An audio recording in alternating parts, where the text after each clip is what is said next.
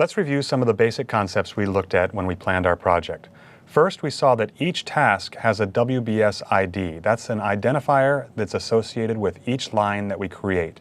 In our simple project, we had lines 1, 2, and 3, so we had simple IDs of 1, 2, and 3. This provides a unique identifier that lets you reference different work items in the plan when you need to refer to them. However, this item is dynamic and changes through the lifetime of the project if the project structure changes. So if you need a permanent and solid way to refer to an activity, there is an activity ID on each task as well.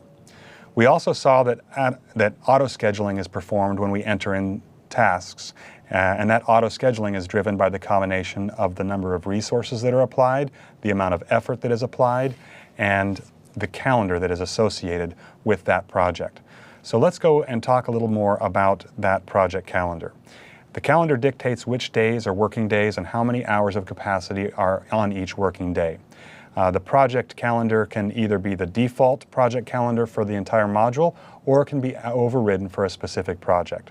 Let's take a look at how that's configured.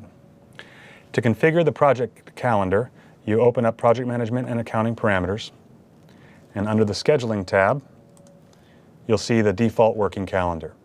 Now, this is configured in the Organization Administration module, and these calendars can be used by other functions in the system. We can also just navigate to it from here by saying View Details. Here you could see I could have a selection of different calendars for different purposes.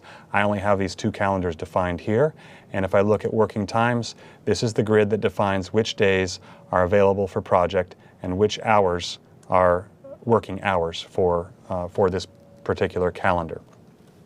If you need to compose the working times, you can just add in the from and to and replicate out a set of working times based on a pattern that's established in one of these templates.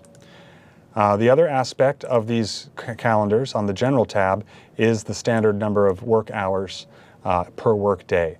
So this, in combination with which days are working days in your calendar, in combination with the amount of effort and number of resources, is what drives the automatic scheduling that we looked at.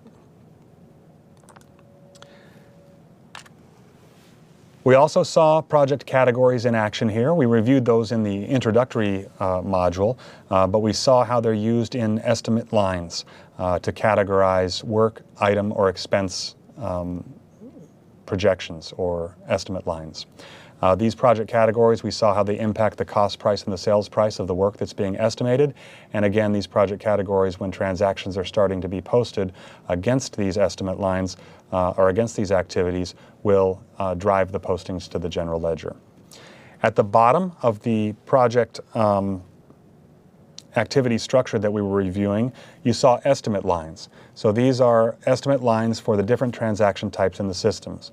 Items, expenses, hours, and fees. And we also reviewed how a single activity may have multiple different categories of hours rolled up into it.